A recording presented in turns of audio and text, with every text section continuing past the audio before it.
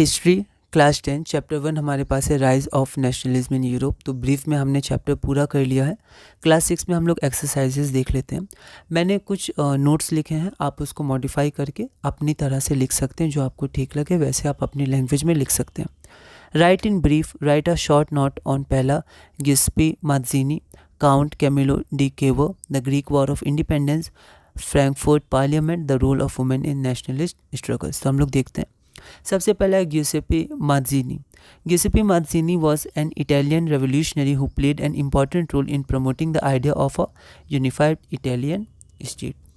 He believed that this unification was the sole source of Italian liberty. तो उनका मानना था अगर लिबर्टी चाहिए तो फिर यूनिफाई होना पड़ेगा. Unification is the sole source. He founded two secret societies named Young Italy and Young Europe. ठीक है. अगला हम लोग देखते हैं Count Camillo de Cavour. Count Camillo de Cavour was a chief minister in Sardinia Piedmont state and a leading figure in the Italian unification. He made a diplomatic alliance with France which help Sardinia Piedmont state to defeat the Austrian forces in 1859. ठीक है. अगला हम लोग देखते हैं the Greek war of independence. The Greek war of independence was a war of independence by the Greeks against the Ottoman Empire. It was started in 1821 में start हुआ था. The Greeks were supported by other Greeks in exile जो बाहर रहते थे, as well as the Western European countries जिनको Greek का culture पता था, ग्रीक की हिस्ट्री पता थी, उन्होंने भी हेल्प किया ग्रीक्स को इस वॉर ऑफ इंडिपेंडेंस में. Poets and artist lauded Greece as the cradle of European civilisation. जो पोएट्स आर्टिस्ट थे उन्होंने भी जो ग्रीक को बताया कि वो क्रेडल मतलब हम ओरिजिन मान सकते हैं जहाँ से यूरोपियन सिविलाइजेशन स्टार्ट हुई, बहुत बड़ा पार्ट था ग्रीस का, है ना. तो उन्होंने उसके बारे में उसकी हिस्ट्री याद दिलाई, नेशनलिज्म को बढ़ावा दिया, लोगों के नेशनल जो सेंटिमेंट्स थे उनको जगाए, है ना. तो आर्टिस्ट और पोएट्स ने अपने अपने तरीके से इसमें पार्ट लिया. द ट्रीटी ऑफ कॉन्स्टेंटिनोपल 1832 में फॉर्मली फिर ग्रीस को एक इंडिपेंडेंट नेशन रिकॉग्नाइज किया गया. The treaty of Constantinople 1832 formally recognize Greece as an independent nation. फिर अगला है Frankfurt parliament. Frankfurt parliament was an all German national assembly form by the middle class professionals, businessman and prosperous artisans belonging to different German regions. It was convened on 18th May 1848. The assembly drafted a constitution for a German nation to be headed by a monarchy subject to a parliament. तो middle class ने ये revolve किया था, तो कुछ representatives को उन्होंने भेजा फ्रैंकफर्ट पार्लियामेंट में. वहाँ पर कॉन्स्टिट्यूशन मोनार्की के लिए उन्होंने बात की और कॉन्स्टिट्यूशन को ड्राफ्ट किया. It faced opposition from the aristocracy and military. तो एरिस्टोक्रेसी जो मोनार्क्स थे उन्होंने और मिलिट्री ने इसको अपोज किया. As it was dominated by the middle class it lost the support of workers. तो मिडिल क्लास बहुत ज़्यादा थे, तो वर्कर्स को उन्होंने उतना उनके डिमांड्स वगैरह, ठीक है, बहुत सारे थे, तो पूरी तरह से उन पर ध्यान नहीं दिया गया. तो इसलिए जो पीजेंट्स थे, वर्कर्स थे, पुअर पीपल थे, उन्होंने फिर धीरे धीरे अपना सपोर्ट उससे ले लिया था. In the end the assembly was forced to disband in 1849. तो 1849 में उसको फिर डिसबैंड कर दिया गया. तो यहाँ पर कुछ डेट्स भी हैं, अगर डेट्स आपको ध्यान ना हो तो फिर भी आप इसका एक कॉन्सेप्ट लिख दीजिएगा, इसमें क्या हुआ क्या नहीं हुआ, ठीक है. उसके बाद अगला हमारे पास है the role of women is in nationalist struggle. Women played a crucial role and very important role in nationalist struggle. They actively participated in every movements, organized protests. They made their own political clubs and published newspapers. तो उन्होंने हर तरह से part लिया था. Many women contributed to the movement as well as supported their family by doing jobs, earning and working at home. तो वो दोनों कई सारी ऐसी वुमेन थी जो फैमिली को भी देख रही थी, उनकी भी देखभाल कर रही थी और रिवॉल्ट में भी देश के लिए वो अपना पूरा कंट्रीब्यूशन दे रही थी. Their struggle spread the idea of liberal nationalism and pave the way for national suffrage.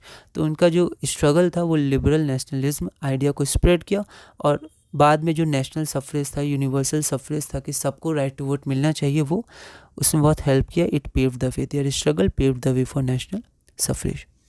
अगला क्वेश्चन है what steps did French revolutionaries take to create a sense of collective identity among the French people. एक बार हम लोग देखते हैं.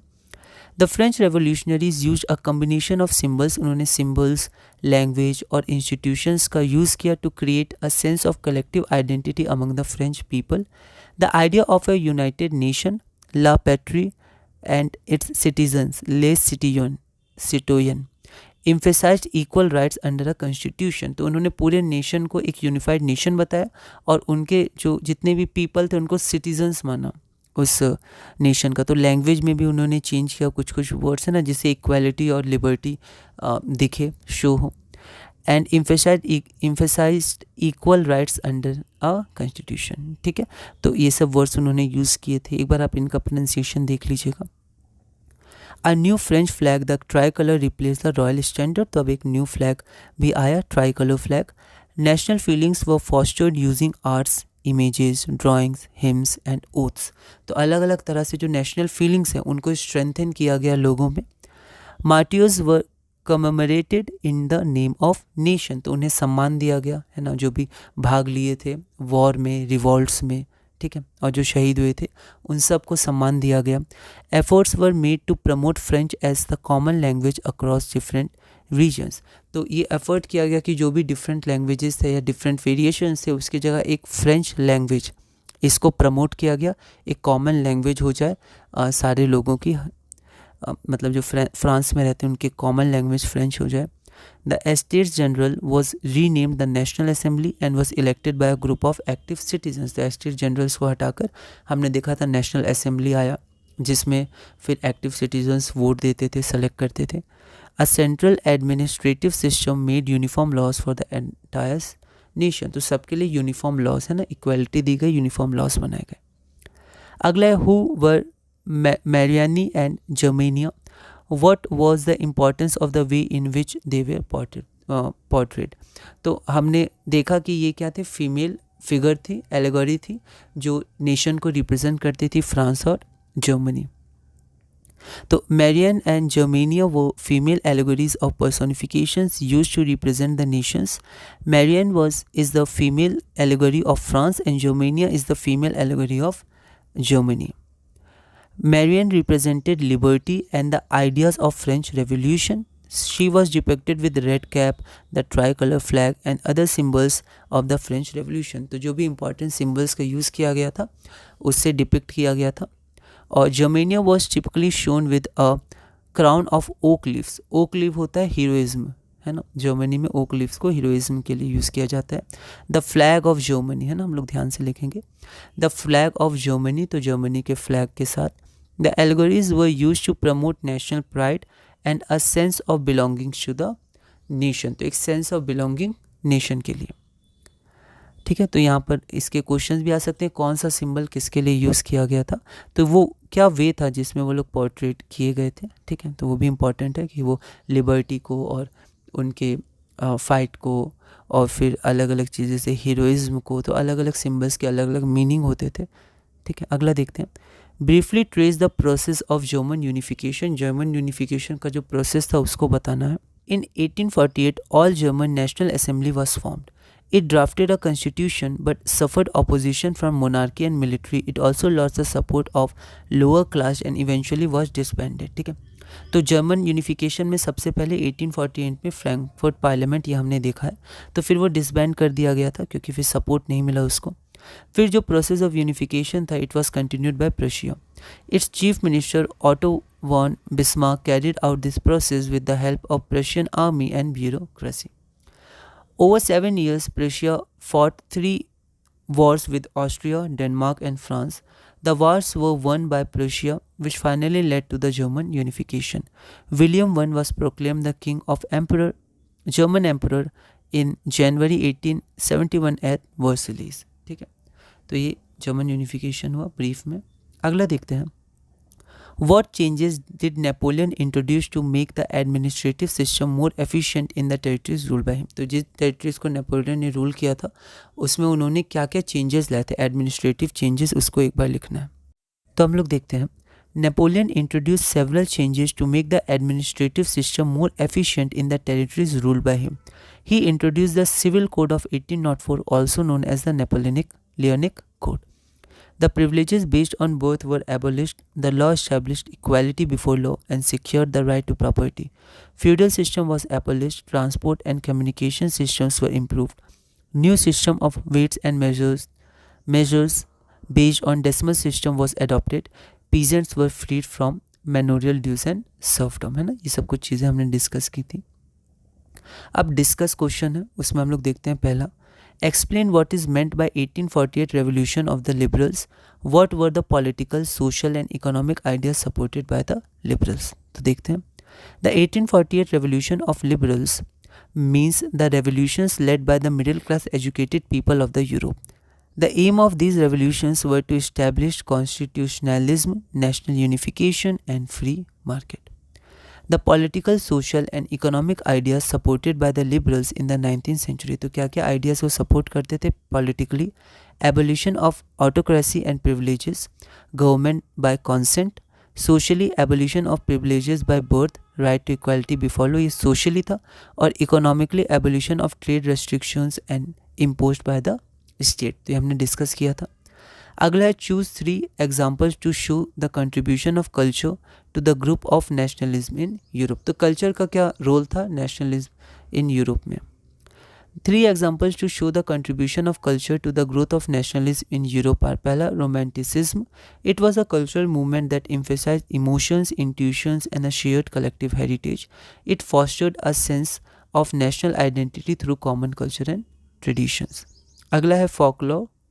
The collection of folklore included folk songs, dances and stories proved to be a crucial factor in building national identity. It helped to connect with the common people and spread message of nationalism to a wider audience, ठीक है। तो folklore जो था, उनकी पारंपरिक कहानियाँ, गीत, गाने, उनसे नेशनल फीलिंग्स को जगाया गया और नेशनलिज्म को स्प्रेड किया गया। Language was a powerful symbol for national resistance. For example, in Poland, the use of Polish was suppressed by Russians. तो उनकी जो भाषा पॉलिश थी उसको सप्रेस किया था रशियंस ने। The wide-scale use of Polish language came to be seen as a symbol of struggle against the national dominance, ठीक है। तो पॉलिश लैंग्वेज को सिंबल बनाया गया स्ट्रगल का। अगला है through a focus on any 2 countries explain how Nations developed over the 19th century। तो एक बार देखते हैं इसको। In the 19th century, the rise of nationalism in Germany and Italy led to the unification of separate states into unified nation states. तो पहला Germany को हम लोग देखते हैं। In 1848, the German middle class attempted to form a unified German state through German National Assembly, but it failed. Otto von Bismarck, the Prussian chief minister, used the Prussian army and bureaucracy to achieve unification through victories in 3 wars. Germany was proclaimed in 1871. Brief में हमने देखा। Italy देखते हैं। In the 1830s, revolutionaries like Giuseppe Mazzini aimed for a unitary Italian republic, but the revolutionary uprisings in 1831 and 1848 failed. Count Camillo di Cavo, the chief minister of Sardinia Piedmont, worked with the army and an alliance with France to unite the Italian states. Giuseppe Garibaldi played a crucial role in annexing regions in southern Italy.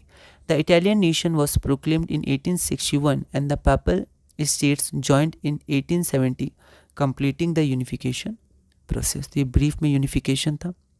अगला question है, how was the history of nationalism in Britain unlike the rest of Europe? In Britain the nation state formation was not a result of a sudden revolution. तो वहाँ पर ऐसा कोई sudden revolution नहीं हुआ था या वॉर नहीं हुआ था जैसा बाकियों में हमने देखा। Primary identity of people who inhabited the British Isles, isles मतलब islands, were English, Welsh, Scot, Irish. एक बार आप प्रोनाउंसिएशन और स्पेलिंग देख लीजिएगा। Due to more wealth, power and influence of Britain, it impose its national identity on Scotland, ठीक है। तो अपने पावर से उसने अपना आइडेंटिटी को इम्पोज किया स्कॉटलैंड पे। द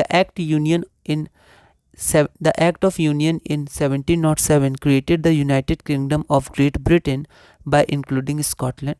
स्कॉटलैंड लिया गया, ठीक है। तो United kingdom of great Britain बनाया गया एक्ट ऑफ यूनियन के द्वारा 1707। The British state actively suppressed distinct ethnic identities particularly in Scotland and Ireland. तो सारी आइडेंटिटीज़ को ब्रिटिश जो स्टेट था उसने सप्रेस किया, ठीक है। और फोर्सिबली आयरलैंड को भी इनकॉर्पोरेट किया। Ireland was forcibly incorporated into the United Kingdom in 1801। अगला क्वेश्चन है, why did nationalist tensions emerge in the Balkans? The nationalist tensions emerge in the Balkans due to the combination of many factors, बहुत सारे factors थे. पहला, due to rise of nationalism and spread of romanticism, various Slavic communities in the Balkans began to struggle for independent rule. तो communities को independent rule चाहिए था अपना, वो ऑटोमन एम्पायर से अलग होना चाहते थे. The major powers Russia, England, Austro Hungary wanted more control in this area. तो जो मेजर पावर्स थे यूरोप के, उनको ज़्यादा कंट्रोल चाहिए था इस एरिया में. The imperialism made the conditions in Balkans worse. तो जो इम्पेरियलिज्म था उसने और हालत को बिगाड़ दिया और फाइनली फिर वर्ल्ड वार 1 हुआ. तो इसी के साथ हमने अपना चैप्टर 1 ब्रीफ में कंप्लीट कर लिया है. इसी तरह हम लोग एसएसटी हिस्ट्री में धीरे धीरे आगे बढ़ेंगे और आगे के चैप्टर्स पूरा करेंगे.